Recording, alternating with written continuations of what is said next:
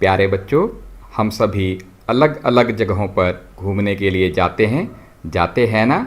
वे सभी एक दूसरे से अलग होती हैं।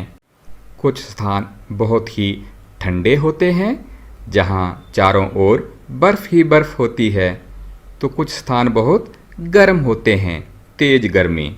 ऐसे भी स्थान हैं जो सूखे होते हैं, शुष्क, ना पानी ना नमी। और कुछ स्थान आर्द्र होते हैं, नमी युक्त। Dear children, we went on vacation to many places. The mountains of Himalayas covered with snow are very cold. Places like Rajasthan have very hot and dry deserts. Also, places like Goa, Mumbai have sea beaches or dense forests which are humid. परंतु इन सभी स्थानों पर अनेक प्रकार के जीव या सजीव वस्तुएं पाई जाती हैं। The important fact is that all these places have many organisms of various kinds. आपको तो ये जानकर हैरानी होगी कि ज्वालामुखी के मुख पर भी सूक्ष्म जीव रहते हैं। आपको पता है, मरुस्थल में लंबी लंबी टांगों वाले ऊंट पाए जाते हैं। Deserts have long legs camels. पर्वत पहाड़ों पर बकरी एवं याक पाए जाते हैं। Mountains have goats and yak. समुद्र के किनारे पर केकड़े और अनेक प्रकार की मछलियां पाई जाती हैं। Crabs on beach and variety of fish have been found in sea. चींटी जैसे जीव तो लगभग सभी स्थानों में मिल जाते हैं। Creatures like ants are present in all the different places.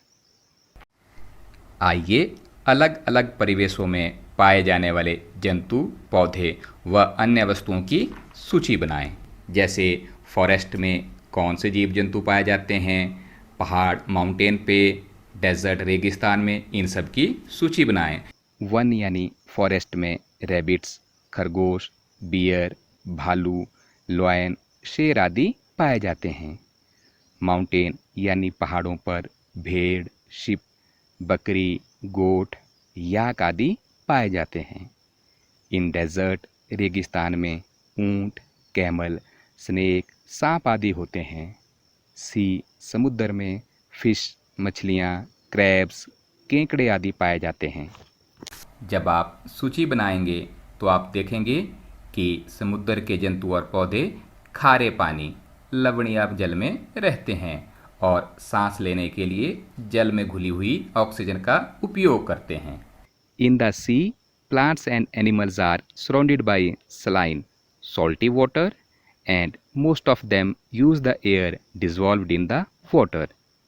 There is very little water available in the desert.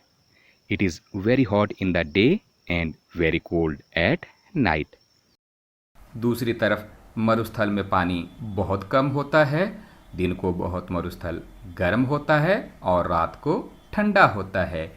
बच्चों, समुद्र और मरुस्थल दोनों अलग प्रकार के परिवेश हैं, डिफरेंट सराउंडिंग्स हैं। आइए रेगिस्तान के जहाज ऊंट के बारे में जानते हैं। Let's know about the ship of desert and that is camel. ऊंट की टांगें लंबी होती हैं, जिससे ऊंट का शरीर रेत की गर्मी से दूर रहता है। Camel has long legs which help to keep their bodies away from the heat of sand. ऊंट में मूत्रोत्सर्जन की मात्रा भी बहुत कम होती है और उसका मल भी शुष्क यानी सूखा होता है। Camel excrete small amount of urine and their dung is dry. ऊंट को पसीना भी नहीं आता है। Camel do not sweat. Since camels lose very little water from their bodies, they can live for many days without water. क्योंकि ऊंट के शरीर से बहुत कम पानी बाहर निकलता है, इसलिए पानी के बिना भी ऊंट बहुत दिनों तक रह सकते हैं। Let us know about fish. आइए अब मछली के बारे में जान लेते हैं। Fish have streamlined shape. मछली का शरीर धारा रेखीय होता है। This shape help them to move inside water. इस तरह का शरीर मछलियों को पानी में तैरने में मदद करता है। Fish have slippery scales on their bodies. These scales protect the fish and also help in easy movement through water. मछलियों का शरीर चिकने शल्कों से ढका होता है और ये शल्क मछली को सुरक्षा प्रदान करते हैं और साथ में ही पानी में आसानी से गति करने में भी मदद करते हैं। Fish have flat fins and tails that help them to change directions and keep their body balance in water. मछली के पंख और पूंछ चपटी होती है जो पानी के अंदर दिशा परिवर्तन व संतुलन बनाए रखने में मदद करती है। Gills present in the fish help them to use oxygen dissolved in the water. मछली के गिल यानी क्लोम होते हैं जो उसे पानी में सांस लेने में मदद करते हैं। अनुकूलन अडेप्टेशन सजीवों की विशेष संरचनाएं जो उन्हें अपने परिवेश में रहने योग्य बनाती हैं उसे अनुकूलन कहते हैं। The specific features that help in living in surroundings is called adaptation. जैसे रेगिस्तान में रहने के लिए ऊंट और जल में रहने के लिए मछली अडेप्टेड है। अलग अलग जंतु अलग अलग परिवेशों में रहने के लिए अनुकूलित हो सकते हैं। Adaptation of organisms differ depending on their place of dwelling. That's why a fish cannot live out of water and camel cannot live in the water.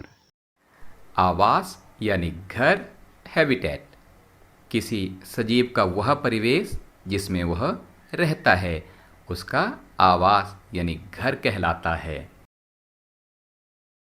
The surroundings where organism live is called a habitat. तो बच्चों आज हमने जाना कि अलग अलग स्थानों पर अलग अलग जीव जंतु पाए जाते हैं। The ship of desert camel ऊंट की विशेषताओं को भी जाना। जल की रानी मछली के बारे में भी समझा कि दोनों अलग अलग जीव अलग अलग स्थानों के लिए अडेप्टेड हैं। कल हम डिफरेंट हैबिटेट विभिन्न आवासों के बारे में जानेंगे।